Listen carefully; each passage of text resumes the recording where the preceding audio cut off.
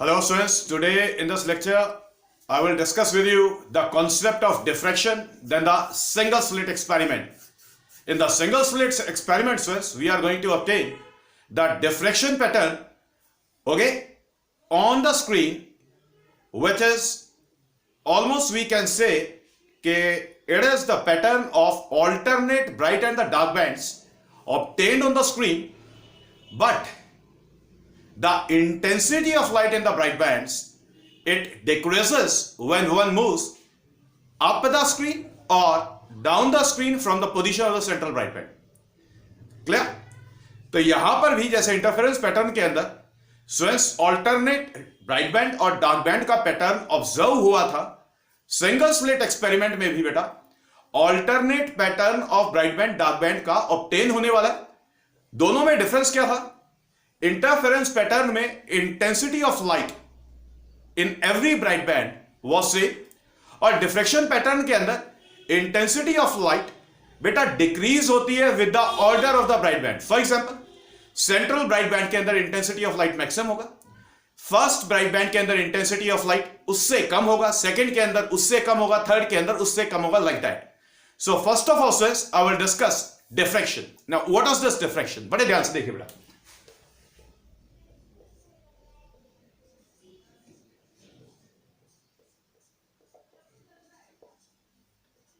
देखिए बेटा, डिफ्रेक्शन क्या होता है बेटा? स्विस डिफ्रेक्शन हमेशा वेव्स में ऑब्जर्व होता है. अब वेव्स चाहे लाइट वेव्स हो, साउंड वेव्स हो, या सिंपली वी कैन से कोई भी इलेक्ट्रोमैग्नेटिक वेव.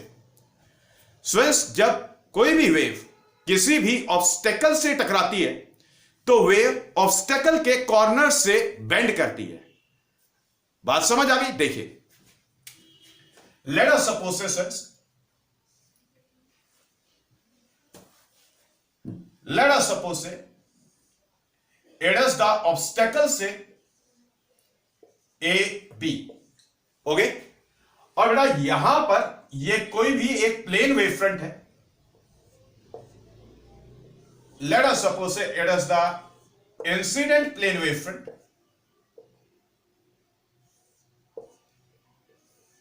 this way.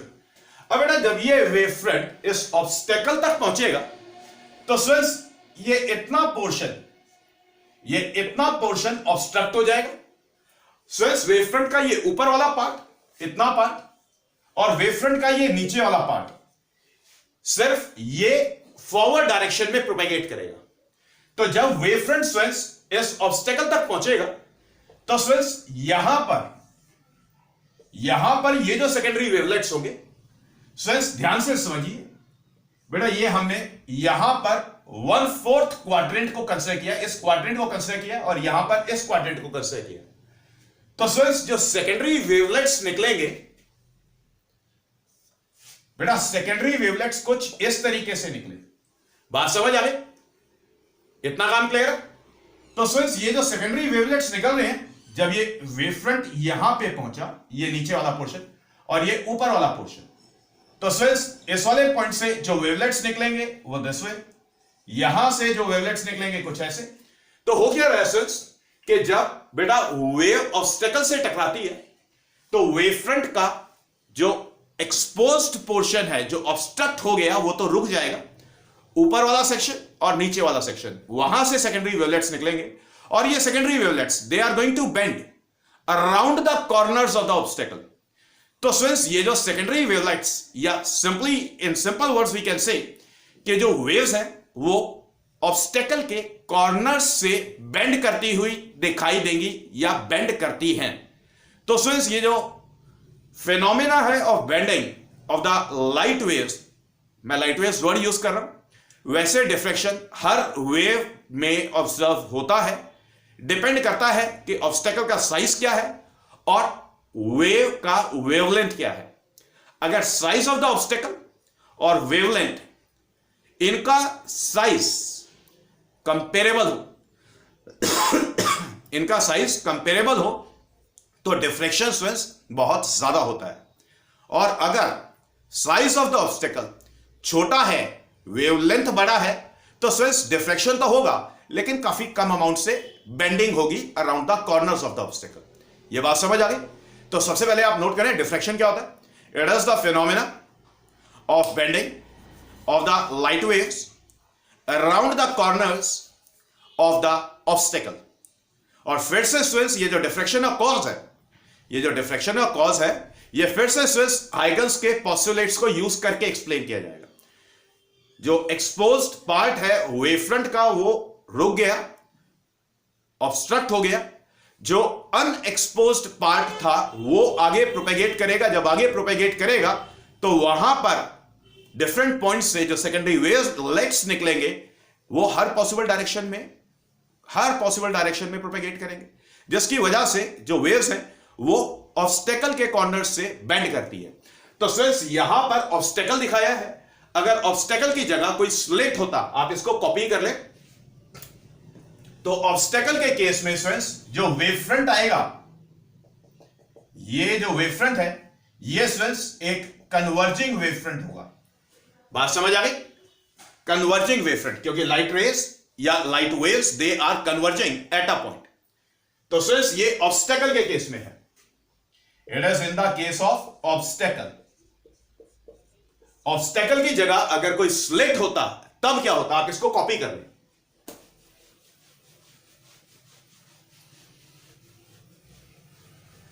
देखिए, अब अगर स्लिट होता, late us suppose say A B is the slit, और फिर से स्टूडेंट्स ये कोई एक इंसिडेंट प्लेन वेवफ्रंट,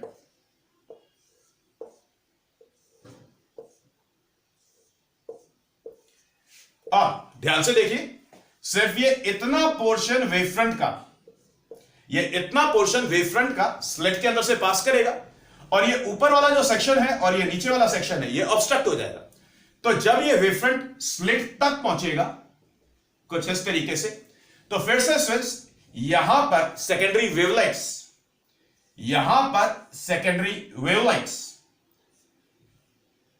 प्रोपेगेट करेंगे in all the possible directions. तो स्विच इस क्वाड्रेंट में और इस क्वाड्रेंट में जो सेकेंडरी वेवलेट्स का प्रोपेगेशन होगा, सेकेंडरी वेवलेट्स का प्रोपेगेशन इस तरीके से होगा। बात समझ आ गई? तो डिफरेंट पॉइंट से यहां से वेवलेट्स या सेकेंडरी वेव्स कुछ इस तरीके से निकलेंगी। तो स्लिट के केस में आप देख रहे हैं कि जो लाइट रेज हैं या लाइट वेव्स हैं, they are again bending around the corners of the obstacle. जिस साइड पर मटेरियल है उस साइड पर बेंडिंग होती है। तो अब की बारी स्टूडेंट्स यहां पर डाइवर्जिंग वेवफ्रंट मिलता है, लाइक दिस। ये डाइवर्जिंग वेवफ्रंट मिलेगा। Got it students? तो it is the diffraction. Diffraction में सिंपल सी बात क्या है बेटा, वेव्स ऑब्स्टेकल या स्लिट के कॉर्नर से बेंड करती है, दैट्स इट। अब स्टूडेंट्स साउंड वेव्स के अंदर डिफ्रैक्शन बहुत ज्यादा होता है, क्योंकि साउंड वेव्स का जो वेवलेंथ है it is of the order of the size of the obstacle. Light waves में डिफ्रैक्शन काफी कम होता है, क्योंकि लाइट वेव्स की जो वेवलेंथ है और जो ऑब्स्टेकल का साइज है, दोनों में बहुत ज्यादा डिफरेंस होता है। दोनों में बहुत ज्यादा डिफरेंस होता है, जिसकी वजह से डिफ्रैक्शन बहुत कम होता है। बात समझ आ गई? Okay.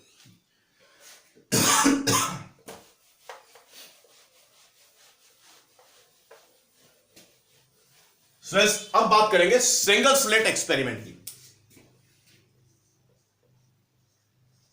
Single slit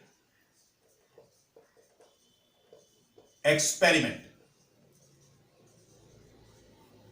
single slit experiment में डिफ्रैक्शन पैटर्न ऑब्टेन होगा ऑन द स्क्रीन।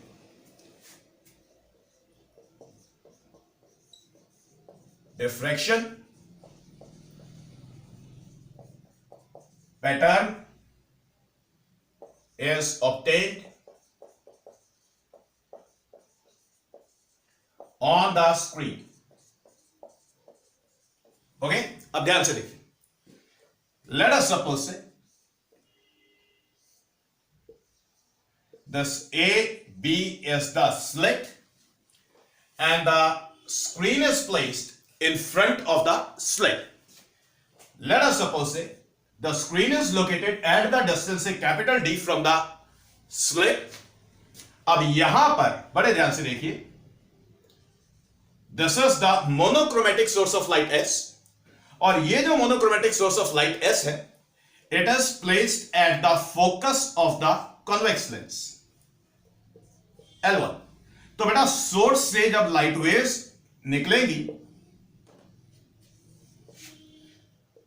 तो कॉन्वेक्स लेंस L1 की हेल्प से स्विस प्लेन वेव फ्रंट ऑब्टेन होगा, और ये प्लेन वेव फ्रंट बेटा स्लिट से पास करेगा।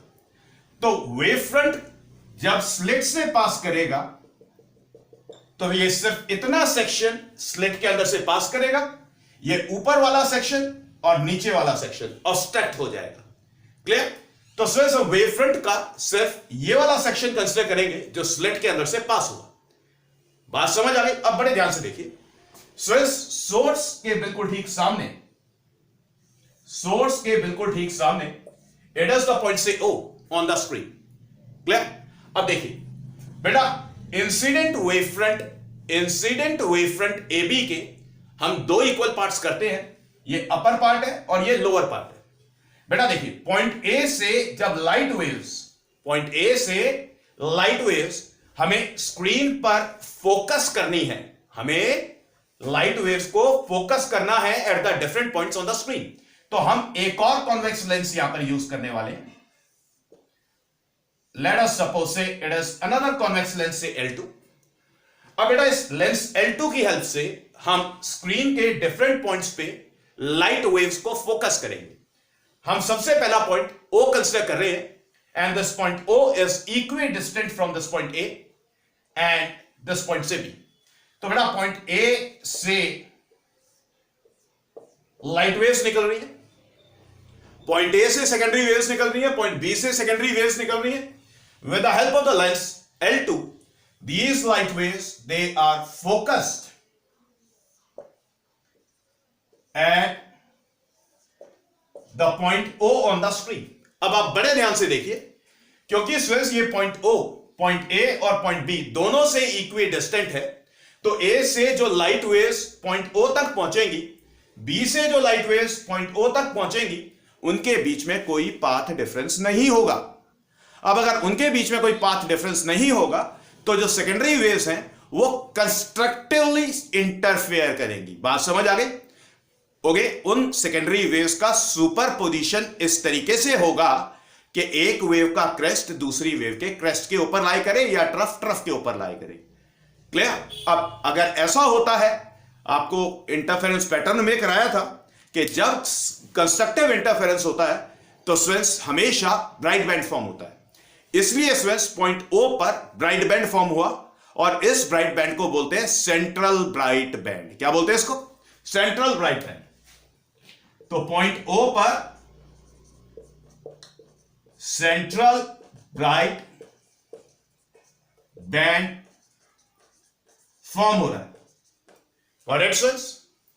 The central bright band is formed at the point O।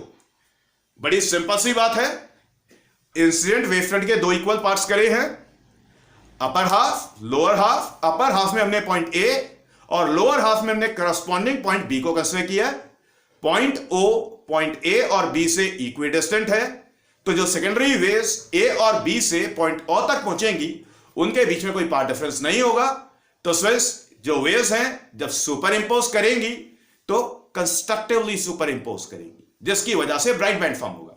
अब बिल्कुल ठीक इसी तरीके से अगर आप अपर हाफ में कोई भी एक पॉइंट कंसीडर करें A के अलावा, तो उस जैसे हमने यहां पर ये एक पॉइंट कंसीडर कर लिया, तो इस पॉइंट के करस्पॉन्डिंग एक और पॉइंट लोअर हाफ में एक्सिस्ट करेगा। बेटा पॉइंट O फिर से इन दोनों पॉइंट से इक्वी डिस्टेंट होगा, तो इन दोनों पॉइंट से भी जो लाइट वेव्स पॉइंट O तक पहुंचेंगी वो भी कंस्ट्रक्टिवली इंटरफेयर करेंगी, क्योंकि पाथ डिफरेंस जीरो है। बात समझ आ गई? तो formation of the central bright band में आपने सिंपल सी बात यह बोलनी है कि the point O is equi distant from the point A and the point B, और from any point in the upper half and the corresponding point which is present in the lower half, due to which what will happen, there will be zero path difference between the interfering waves, as a result of which the waves they interferes constructively and the bright band is formed at the point O. बात समझ आ गई? Formation of the central bright band समझ आ गया? Okay, तो सबसे पहले बात होगी formation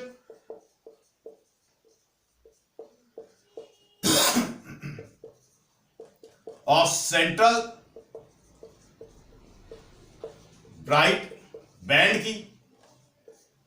okay, formation of the central bright band मैंने आपको एक्सप्लेन किया। अब बेटा बात करेंगे formation of the dark bands and the bright bands. अब बेटा जो formation of the dark bands है हम उनको बोलेंगे positions of secondary minima. Okay, clear? The formation of secondary minima, clear? अब बड़े ध्यान से देखिए, मान लेते हैं बेटा अब लेंस को हम टेढ़ा करेंगे और टेढ़ा करके यहां पर ये कोई भी एक पॉइंट है P, इस पॉइंट P पर लाइट वेव्स को फोकस करेंगे। बात समझ आई? अब मान लेते हैं स्टूडेंट्स कि बेटा ये जो एंगल है, this angle is theta,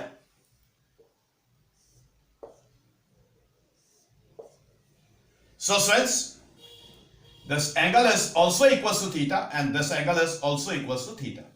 Okay, तो friends light waves point P तक जा रही है दिस वे।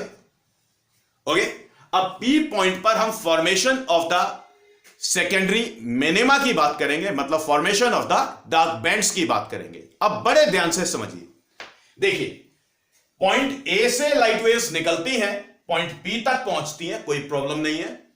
अब स्टूडेंट्स B पॉइंट के लिए जो वेव फ्रंट होगा वो AB ना हो करके वो BC होगा, सॉरी AC होगा। अब अगर ये एंगल थीटा है तो स्टूडेंट्स ये एंगल भी थीटा होगा। तो स्टूडेंट्स पॉइंट A से लाइट वेव्स निकल के P पॉइंट पे पहुंच रही है। अब बेटा पॉइंट P पर लाइट वेव्स जो C से पहुंचेंगी, C से लाइट वेव्स P पॉइंट पे पहुंचेंगी, तो बेटा C पर पहले लाइट वेव्स होनी तो चाहिए, तो B से लाइट वेव्स पहले C तक जाएगी। ओके, अब at time t equals to 0 A से निकल के P पे पहुंच गई, at time t equals to 0 C से निकल के P पे पहुंच गई। क्लियर? अब बेटा A से और C से जो लाइट वेव्स B पे पहुंच रही हैं उनके बीच में जो पाथ डिफरेंस है that is BC। BC will be the path difference. बात समझ आ गई? तो बेटा बात करेंगे formation of secondary minima. Formation of the secondary minima में we are going to say that the path difference is BC, path difference is BC, and in this right angle triangle ACB, in the right triangle ACB, we can say that let us suppose that small a be the width of the slit. We can say that the sine of theta it will be equals to BC divided by AB. Okay, so this BC, the path difference BC, it will be equals to small a sine theta. It is small a sine theta. अब देखिए students P point पर अगर dark band form हो रहा है तो इसका मतलब एक वेव का क्रेस्ट दूसरी वेव के ट्रफ पर सुपर इंपोज हो रहा है। और ऐसा कब होता है? ऐसा तब होता है जब इंटरफियरिंग वेव्स के बीच में पाथ डिफरेंस λ/2 का मल्टीपल हो। Got it students? अब देखिए मान लेते हैं कि P पॉइंट पर nth डार्क बैंड फॉर्म हो रहा है। ओके, तो स्टूडेंट्स उसके लिए जो कंडीशन है this A sin theta it will be equals to n lambda. A sin theta will be equals to n lambda. ये बात समझ आ गई? अब स्टूडेंट्स ये पाथ डिफरेंस है फॉर्मेशन ऑफ सेकेंडरी मिनिमा के लिए। फॉर्मेशन ऑफ सेकेंडरी मिनिमा के लिए ये पाथ डिफरेंस है। ओके, अब बड़े ध्यान से देखिए स्टूडेंट्स, इसका कोई काम नहीं है तो मैं इसको थोड़ा मिटा देता हूं यहां से। अब देखिए, अगर बेटा हम बात करते हैं फर्स्ट डार्क बैंड की, फर्स्ट डार्क बैंड की, तो हम क्या बोलेंगे? Thus A sine theta it can be written as, N की वैल्यू 1 है, thus N is equal to 1, so we can say that it can be written as twice of lambda by 2। It can be written as twice of lambda by 2। ये बात समझ आ गई? तो सिर्फ first dark band अगर P point पे form हो रहा है तो देखिए, पॉइंट ए से लाइट वेव्स जो पी पे पहुंचेंगी और सी से जो लाइट वेव्स पी पे पहुंचेंगी, सी से बोले या बी से बोले एक ही बात होती है जब हमने पाथ डिफरेंस की बात कर ली है। तो ए से और बी से जो लाइट वेव्स पी पे पहुंच रही हैं उनके बीच में जो पाथ डिफरेंस है दैट इज लैम्डा, एन की वैल्यू थी 1। ओके, अब देखिए मैंने यहां पर ऐसे क्यों लिखा? अब देखिए, ए और बी से जो लाइट वेव्स पी पे पहुंच रही है उनके बीच में पाथ डिफरेंस लैम्डा है। तो ए से, और ये कोई पॉइंट कंसीडर कर लेते हैं, लेट अस सपोज से कैपिटल डी। ए से और डी से जो लाइट वेव्स पी पॉइंट पे पहुंचेंगी उनके बीच में जो पाथ डिफरेंस हो जाएगा वो लैम्डा बाय 2। क्यों? क्योंकि हमने आधा वेव फ्रंट कंसीडर कर लिया। तो अब बड़े ध्यान से समझिए, ये जो मैंने यहां पे मल्टीपल डाला है, आपने इंसिडेंट वेव फ्रंट के उतने पार्ट्स करने हैं। तो फर्स्ट डार्क बैंड के लिए इंसिडेंट वेव फ्रंट के आपने 2 इक्वल पार्ट्स किए। अब इन दोनों इक्वल पार्ट्स में जो करस्पॉन्डिंग पॉइंट्स हैं, इन दोनों इक्वल पार्ट्स में जो करस्पॉन्डिंग पॉइंट्स होंगे, जैसे स्टूडेंट्स पॉइंट ए को कंसीडर कर लिया जाए, ठीक है, यहां पर पॉइंट बी को कंसीडर कर लिया जाए, अपर हाफ में इस वाले पॉइंट को कंसीडर कर लिया जाए, लोअर हाफ में इस वाले पॉइंट को कंसीडर कर लिया जाए, तो ये करस्पॉन्डिंग पॉइंट्स हो गए। तो इन करस्पॉन्डिंग पॉइंट्स से जो सेकेंडरी वेव्स निकल के पी पॉइंट पे पहुंचेंगी उनके बीच में जो पाथ डिफरेंस होगा वो लैम्डा बाय 2 होगा, जिसकी वजह से वेव्स सुपर इंपोज करेंगी डिस्ट्रक्टिवली और डार्क बैंड फॉर्म होगा। बात समझ आ गई? एक वेव का क्रेस्ट दूसरी वेव के ट्रफ के ऊपर लाई करेगा। ठीक है, अब ध्यान से देखिए, मान लेते हैं हम सेकेंड डार्क बैंड की बात करते हैं, सेकेंड डार्क बैंड की बात करते हैं। तो सिंस n का वैल्यू इट विल बी 2। बेटा अगर n का वैल्यू 2 है तो यहां पर जब n का वैल्यू लगाएंगे तो ये हो जाएगा ट्वाइस लैम्डा। अब हम इसको कैसे लिख सकते हैं? दस a sin theta it can be written as 4 times of lambda by 2। तो सेकेंड डार्क बैंड की फॉर्मेशन को कैसे एक्सप्लेन करेंगे आप बोलेंगे कि इंसिडेंट वेव फ्रंट के 4 इक्वल पार्ट्स हो गए, पहले 2 पार्ट को पेयर बनाइए, नीचे वाले 2 पार्ट को पेयर बनाइए। पहले 2 पार्ट से, पहले 2 पार्ट में जितने भी पॉइंट्स होंगे जो करस्पॉन्डिंग होंगे उनसे जो लाइट वेव्स पी पे पहुंचेंगी फिर से वो डिस्ट्रक्टिवली इंटरफियर करेंगी, क्योंकि पाथ डिफरेंस लैम्डा बाय 2 का मल्टीपल है, या पाथ डिफरेंस सीधा बोलोगे लैम्डा बाय 2 है। नीचे वाले जो 2 पार्ट्स का पेयर बनाया है उनमें जो करस्पॉन्डिंग पॉइंट्स हैं उनसे जो लाइट वेव्स पी पॉइंट पे पहुंचेंगी उनके बीच में पाथ डिफरेंस लैम्डा बाय 2 है। तो फिर से स्वेस डिस्ट्रक्टिव इंटरफेरेंस होगा, डार्क बैंड फॉर्म हो जाएगा। समझ आ गई बात? इसी तरीके से स्वेस आप करते जाएंगे, n का वैल्यू लगाते जाएंगे और यहां पर याद रखिए 2 से मल्टीप्लाई डिवाइड करना है। तो इसको कैसे लिखा जा सकता है? a sin थीटा को आप ऐसे लिख सकते हैं, twice of n multiplied with lambda by 2। तो इसको याद रखना, n की वैल्यूज डालते जाएंगे। फर्स्ट डार्क बैंड के लिए n का वैल्यू 1, सेकेंड डार्क बैंड के लिए n का वैल्यू 2, थर्ड डार्क बैंड के लिए n का वैल्यू 3 एंड सो ऑन। तो स्टूडेंट्स आपने अगर ये एग्जाम्स में आता है तो आपने सिर्फ फर्स्ट डार्क बैंड की बात करनी है, या फर्स्ट ब्राइट बैंड की बात करनी है, या फिर सेंट्रल ब्राइट बैंड की बात करनी है। तो ये 3 बातें होती है सिर्फ। बात समझ आ गई? ये तो मैंने आपको पूरा बता दिया, क्लियर? अब बात करेंगे students formation of the secondary maximas की, मतलब the formation of the bright bands की। क्लियर? देखिए तो स्टूडेंट्स बेटा ये पाथ डिफरेंस की कंडीशन ऑब्टेन का नोट कर लें, पाथ डिफरेंस की कंडीशन नोट कर लें।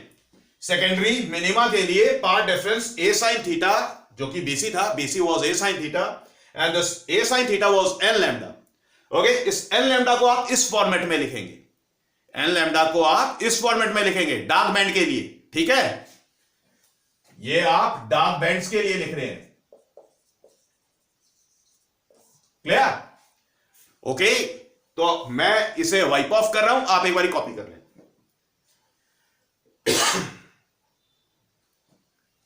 Now,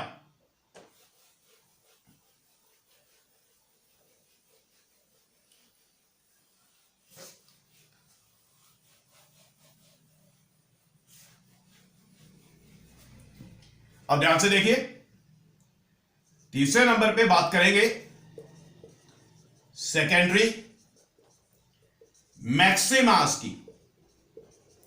सेकेंडरी मैक्सिमा मतलब ब्राइट बैंड्स, ठीक है। फिर से स्टूडेंट्स, अब की बारी इस पॉइंट P को कोई और पॉइंट मान लेते हैं, लेट अस सपोज से P डैश मान लेते हैं। क्लियर? फिर से स्टूडेंट्स, पाथ डिफरेंस BC होने वाला है, तो पाथ डिफरेंस देखिए, अगर P डैश पर ब्राइट बैंड फॉर्म हो रहे हैं और ब्राइट बैंड का ऑर्डर है N, ओके क्लियर। तो स्टूडेंट्स, पॉइंट A से और B से जो लाइट रेस निकल के, लाइट वेव्स निकल के A से और B से जो लाइट रेस निकल के पॉइंट P डैश तक पहुंचेंगी, उनके बीच में पाथ डिफरेंस फिर से BC होगा। तो देखिए, पहले पाथ डिफरेंस की बात करते हैं। The path difference is BC। फिर से इन द राइट ट्राइंगल से ACB, we can say sine of theta it is equals to BC divided by AB, and this BC can be written as, it is AB sine of theta. This BC is written as A sine theta. Okay sir? अब बड़े ध्यान से सुनिए बेटा, जब bright band form हो रहे हैं तो इसका मतलब ब्राइट बैंड्स में लाइट तो है, ठीक है। अब जो पाथ डिफरेंस फॉर्म हुआ, जो पाथ डिफरेंस है, उसकी जो कंडीशन है, ध्यान से देखिए, ब्राइट बैंड्स के लिए, ब्राइट बैंड्स के लिए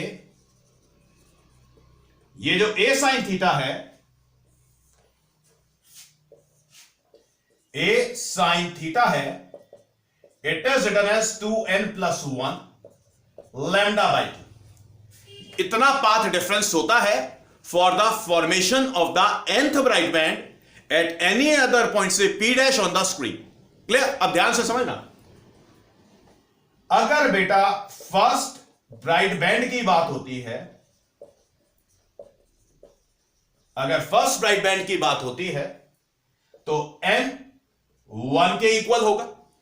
अगर n 1 के इक्वल होता है, यहां पर वैल्यू लगाएं, तो this will give you this A sin theta, it can be written as thrice of lambda by 2. A sin theta will be thrice of lambda by 2 अगर पॉइंट P डैश पे first bright band form हुआ। तो students, अब ध्यान से देखिए, तो incident wavefront के कितने इक्वल पार्ट्स करने? इंसिडेंट वेवफ्रंट के 3 इक्वल पार्ट्स करने, 3 इक्वल पार्ट्स करने। अब की बारी इंसिडेंट वेवफ्रंट को आप सपोज करेंगे कि 3 इक्वल पार्ट्स में डिवाइडेड है। बेटा फर्स्ट 2 पार्ट्स को कंसीडर करें पहले। तो फर्स्ट 2 पार्ट्स में जब कॉरस्पॉन्डिंग पॉइंट से light waves point P dash तक पहुंचेंगी, उनके बीच में जो पाथ डिफरेंस होगा, अगेन लैम्डा बाई 2 होगा। तो फिर से फर्स्ट 2 पार्ट्स से जो वेव्स निकल के P डैश तक पहुंच रही हैं, वो डिस्ट्रक्टिवली इंटरफियर करेंगी और एक दूसरे का इफेक्ट कैंसल आउट करा देंगी। बात समझ आ गई? अब ये जो लास्ट 1/3 पार्ट बचा इंसिडेंट वेवफ्रंट का, यहां पर जितने भी पॉइंट्स होंगे, इनसे जो secondary waves point P dash तक पहुंचेंगी, वो किसी से कैंसल आउट नहीं होंगी। तो इस लास्ट 1/3 पार्ट में जो लाइट एग्जिस्ट कर रही है, वो लाइट P डैश पर, जो कि फर्स्ट ब्राइट बैंड फॉर्म हुआ है, उसके अंदर दिखाई देगी। तो P डैश पर फर्स्ट ब्राइट बैंड फॉर्म हो रहा है, किसकी वजह से? Last 1/3 part of the incident wave front की वजह से। तो इसलिए स्टूडेंट्स, P डैश पर जो इंटेंसिटी ऑफ लाइट है, वो सेंट्रल ब्राइट बैंड से कम है। क्लियर हो गई बात? अब देखिए, सेकेंड ब्राइट बैंड की बात करते हैं।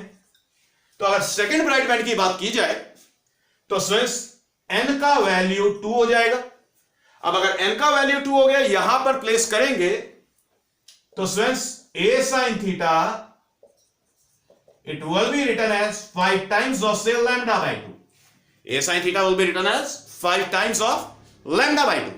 तो बेटा इंसिडेंट वेव फ्रंट के 5 इक्वल पार्ट्स किए जाएंगे। अब की बारी सेकेंड ब्राइट बैंड की फॉर्मेशन को समझाने के लिए n हमारा 2 हो गया, path difference a sin theta था, a sin थीटा हमारा 2n + 1 लैम्डा बाई 2 था, n का वैल्यू यहां पे 2 डाला तो टोटल 5 हो गया, 5 लैम्डा बाई 2।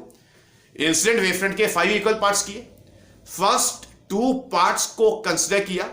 यहां पर फर्स्ट 2 पार्ट्स में कॉरस्पॉन्डिंग पॉइंट से लाइट वेव्स p डैश पे पहुंचेंगी, पार्ट डिफरेंस लैम्डा बाई 2 होगा, एक दूसरे का इफेक्ट कैंसिल आउट करा देंगी। ओके, अब जो नीचे वाले 2 पार्ट्स हैं उनसे भी कॉरस्पॉन्डिंग पॉइंट से जब लाइट वेव्स p डैश तक पहुंचेंगी वो भी एक दूसरे का इफेक्ट कैंसिल आउट करा देंगी, क्योंकि पार्ट डिफरेंस फिर से लैम्डा बाई 2 है। अब की बारी बेटा सेकेंड ब्राइट बैंड जो फॉर्म हो रहा है that is formed due to the last 1/5 part. अब इस लास्ट 1/5 पार्ट में जो लाइट है वो सेकेंड ब्राइट बैंड जो कि p डैश पे फॉर्म हुआ है वहां पर दिखाई देगी। ठीक है, अब देखिए पहला ब्राइट बैंड जो फॉर्म हुआ था वो 1/3 पार्ट की वजह से फॉर्म हुआ था, सेकेंड ब्राइट बैंड जो फॉर्म हो रहा है वो 1/5 पार्ट की वजह से फॉर्म हो रहा है। तो अब क्योंकि बेटा इंसिडेंट वेव फ्रंट का वेट ब्राइट बैंड की फॉर्मेशन में जो इन्वॉल्व है वो रिड्यूस होता जा रहा है, तो इसका मतलब इंटेंसिटी ऑफ लाइट रिड्यूस होती जा रही है। तो जो ब्राइट बैंड फॉर्म होते हैं students with the increase in the order, पहला, दूसरा, तीसरा, चौथा, लाइक दैट, तो स्टूडेंट्स जो लाइट होगी स्क्रीन पर वो उसका जो इंटेंसिटी होगा वो डिक्रीज होता जाएगा। ये बात समझ आ गई? तो फॉर्मेशन ऑफ ब्राइट बैंड्स या सेकेंडरी मैक्सिमास होप सो आपको क्लियर है। बस पाथ डिफरेंस की कंडीशन याद रखना कि path difference a sin theta 2n + 1 lambda by 2 होता है। क्लियर? अब स्टूडेंट्स बात करेंगे जो न्यूमेरिकली इंपॉर्टेंट सेक्शन है, ये आपकी बुक्स में नहीं है, तो स्टूडेंट्स इसकी जो डेरिवेशन है मैं आपको दे रहा हूं, तो उसके लिए मुझे फिगर को रिड्यूस फॉर्म में रखना पड़ेगा। तो मैं फिगर को रिड्यूस कर रहा हूं, आप पहले फिगर को एक बार कॉपी कर लें, रिकॉल कर लें। मैं क्या करने वाला हूं, मैं इस पॉइंट डी को, पॉइंट ओ को और पॉइंट पी डैश को मार्क करूंगा स्क्रीन के ऊपर। ओके, एंगल थीटा मार्क करेंगे, width of the slit small A और कैपिटल डी डिस्टेंस था स्क्रीन का स्लिट से। ठीक है, तो सबसे पहले बात करेंगे position of the secondary minimas की। ठीक है,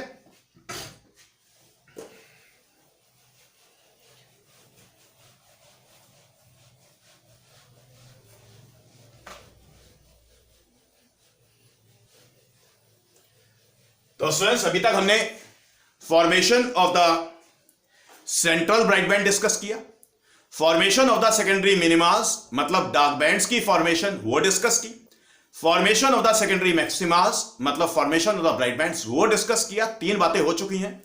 अब बात करेंगे position of the secondary minimas की। ठीक है,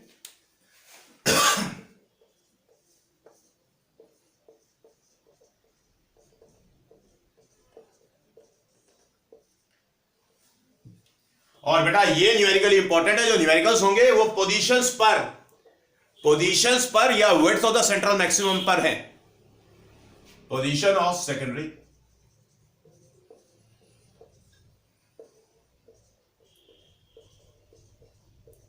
मिनिमम। ध्यान से देखिए बेटा, ये सोर्स था, यहां पर ये सोर्स है,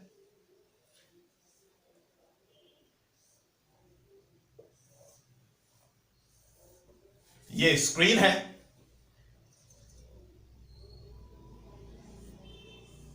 यहां पर लेंस L1 है और यहां पर ये लेंस L2 था। Capital D was the distance of the screen, capital D was the distance of the screen from the slit. This AB was the slit. The small a was the say width of the slit. तो students light waves निकलती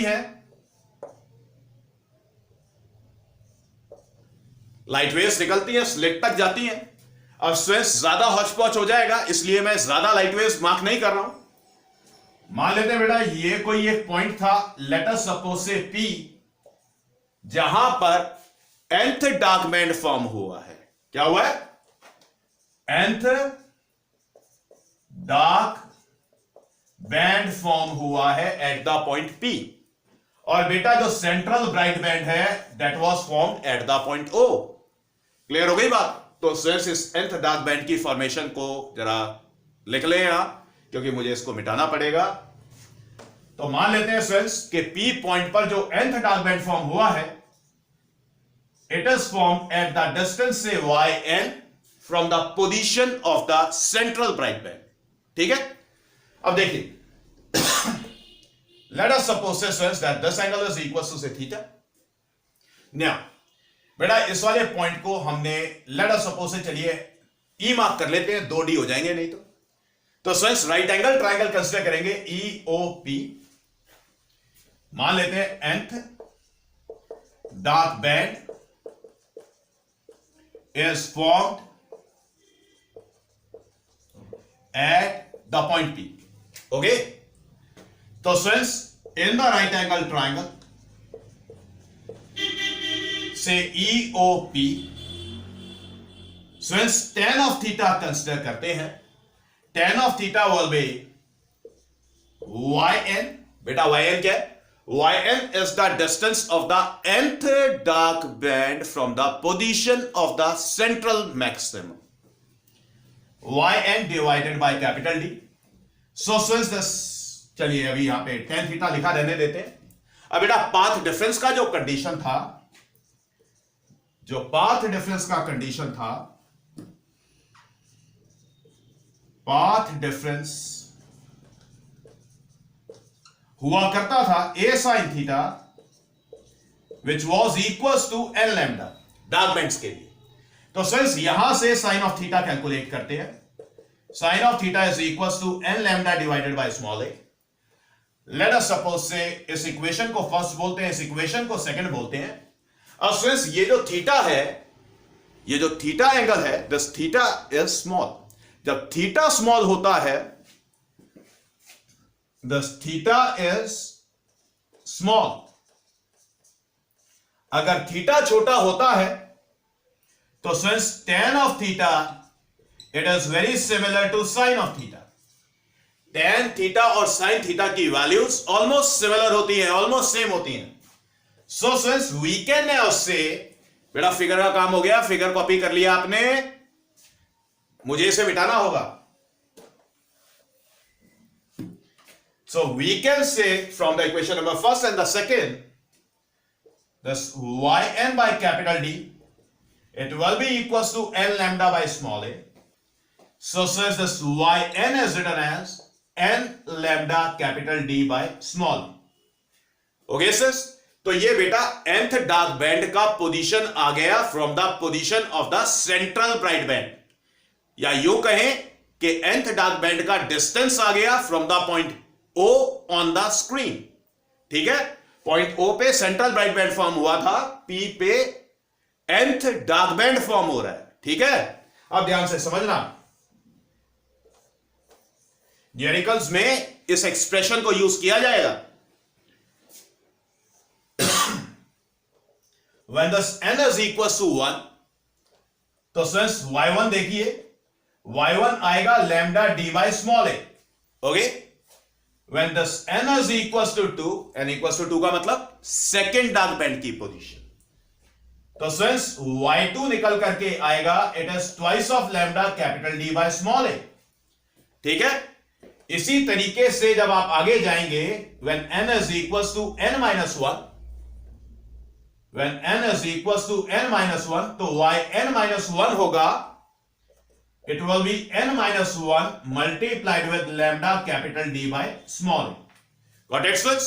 तो ये positions हैं of the nth dark band which is formed at the point P। First हुआ तो इनका value 1 डालेंगे, second dark band form हुआ तो इनका वैल्यू 2 लगाएंगे, थर्ड डार्क बैंड फॉर्म हुआ तो इनका वैल्यू 3 लगाएंगे, लगाते जाएंगे। ओके, आप इसको एक बार कॉपी करें।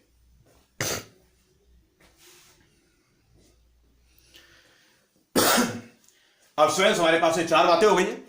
अब हम 5वीं बात स्टार्ट करते हैं, position of the secondary maximas मतलब ब्राइट बैंड्स। ठीक है,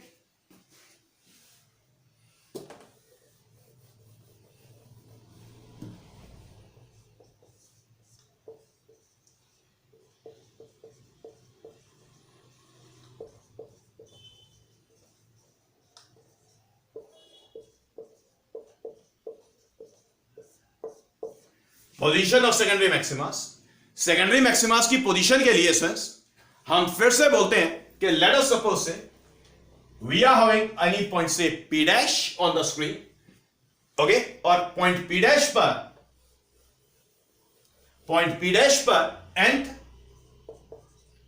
bright band is formed at this point say P dash. Got it students? फिर से फिगर सेम रहने वाला है, सब कुछ सेम रहने वाला है, सिर्फ क्या बदलेगा, सिर्फ पाथ डिफरेंस की कंडीशन बदलेगी। ठीक है, तो फिर से क्या करेंगे students, right angle triangle consider करेंगे EOP, और इस राइट एंगल ट्राइंगल में tan थीटा कंसीडर करेंगे। tan थीटा आएगा YN बाय कैपिटल D। याद रहे this capital D was the distance of the screen from the slit. Path difference की बात करेंगे, पाथ डिफरेंस की बात करेंगे तो पाथ डिफरेंस होगा A sin theta, it will B 2n plus 1 lambda by 2। Got it students? तो यहां से sin थीटा का वैल्यू मिलेगा sin of theta, it is 2n plus 1 lambda by 2a। Got it students? फिर से theta is small जिसकी वजह से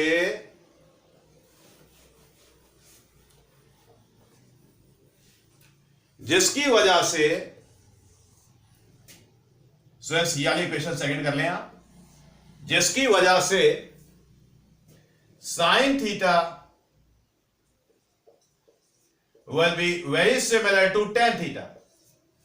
थोड़ा sin थीटा का वैल्यू और tan थीटा का वैल्यू यहां पर लगाएंगे, we can say it is 2n plus 1 lambda by 2a and it is equals to yn by capital D।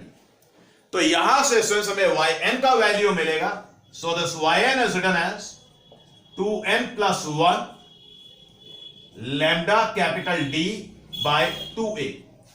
तो स्टूडेंट्स ये एक्सप्रेशन है for the distance of the nth bright band which is formed at the point P dash on the screen from the position of the central bright band, that is the point 2।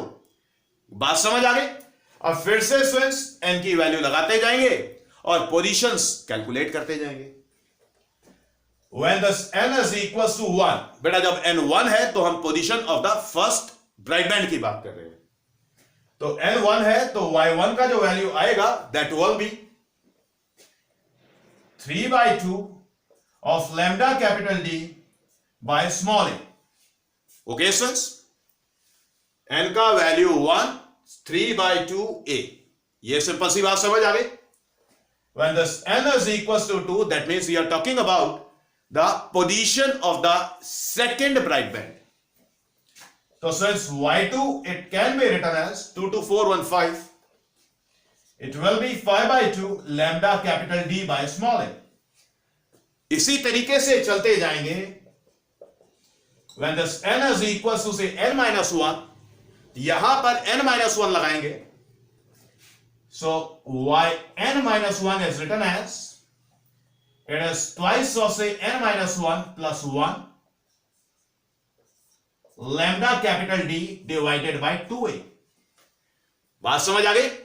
तो सिर्फ ये 5वीं बात हो गई, आप इसे copy करें और याद रखें positions of the secondary minimas and the secondary maximas, ये न्यूमेरिकली इंपॉर्टेंट है। न्यूमेरिकल स्टूडेंट्स इनसे होंगे, आपकी बुक्स में कोई आइडिया नहीं है लेकिन न्यूमेरिकल्स एक्सेस कर रहे हैं तो ध्यान से कर लेना।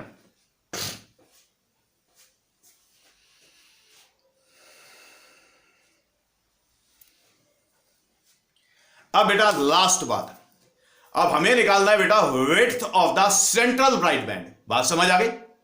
Width of the central bright band. तो उसको ध्यान से देखें, ये डेरिवेशन इंपॉर्टेंट है, न्यूमेरिकल्स में width of the central maximum calculate कराया जाता है।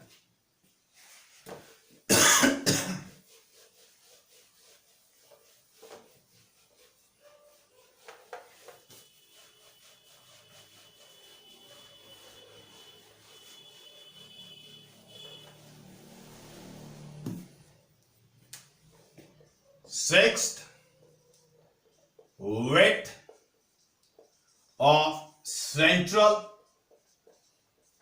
bright band.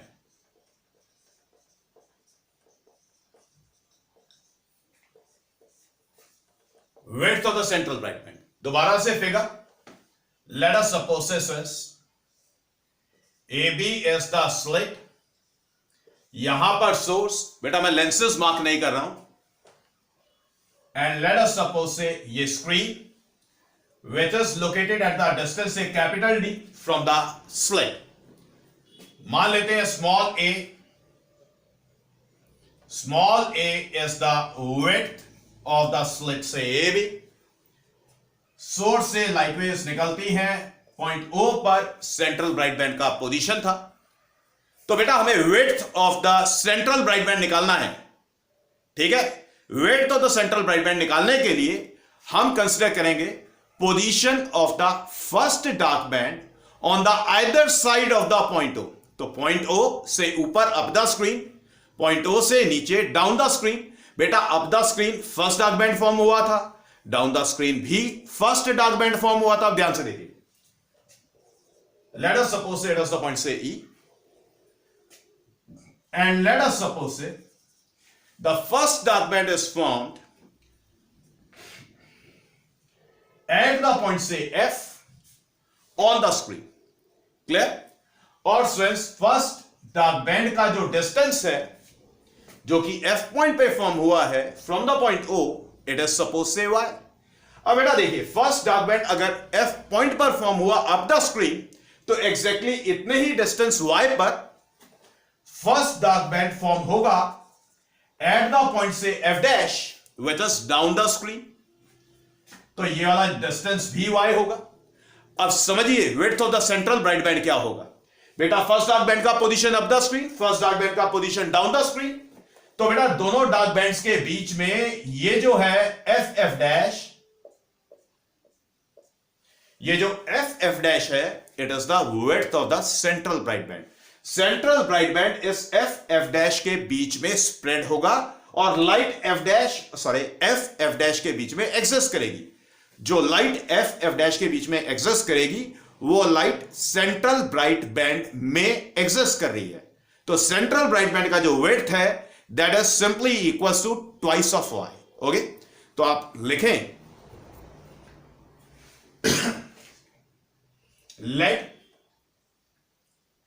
the first dark band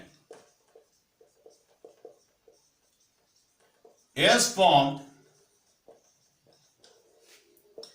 at the distance say Y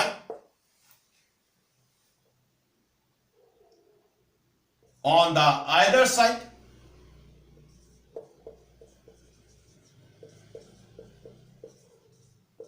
of the point O. Okay, so students, the width of the central bright band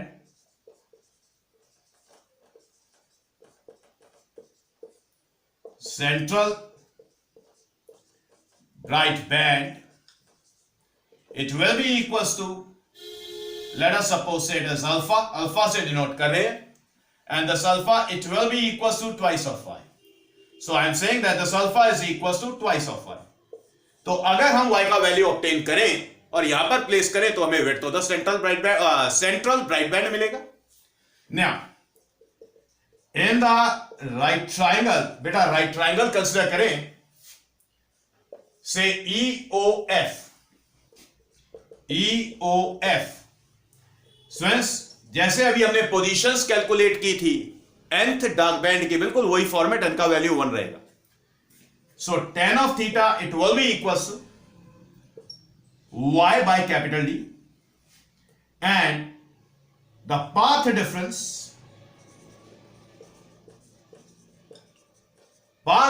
it was a sin theta, it was equals to n lambda, and for the first dark band this n is equals to 1, so we can say that a sin theta is equals to lambda. Okay, यहां से sin theta का value मिलेगा, sin theta will be lambda by small a. तो sin theta का value हमारे पास आ गया, tan theta का value हमारे पास आ गया. फिर से थीटा स्मॉल, बेटा थीटा छोटा होगा, जिसकी वजह से tan theta it will be very similar to sin of theta. Okay, दोनों वैल्यूज को सिर्फ कंपेयर करें तो we can say that this y by capital D is equals to lambda by small a. तो सिंस y का value मिला, it is lambda capital D by small a. Okay, students. Now the width of the central bright band, which is alpha, it can be written as, this implies that the width of central bright band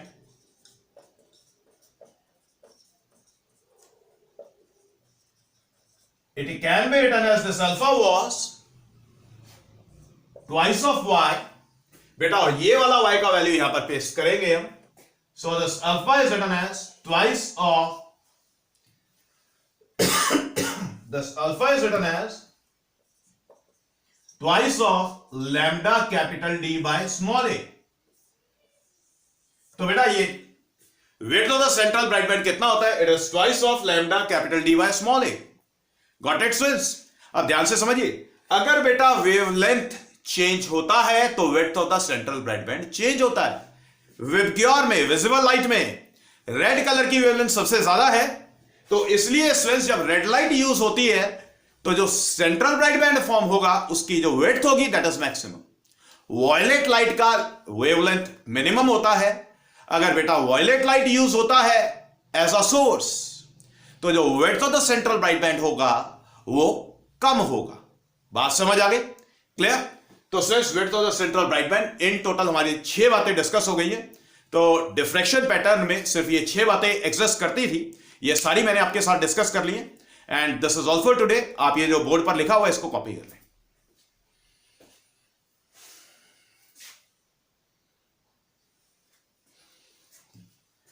students शायद ये नीचे का लिखा हुआ शायद clear नहीं है, तो स्टूडेंट्स ये जो नीचे लिखा था अल्फा, मैं इसको यहां पर लिख रहा हूं. This alpha is written as, it is twice of lambda capital D by small A. Lambda capital D by small A. तो width of the central bright band इतना होगा. Got it students?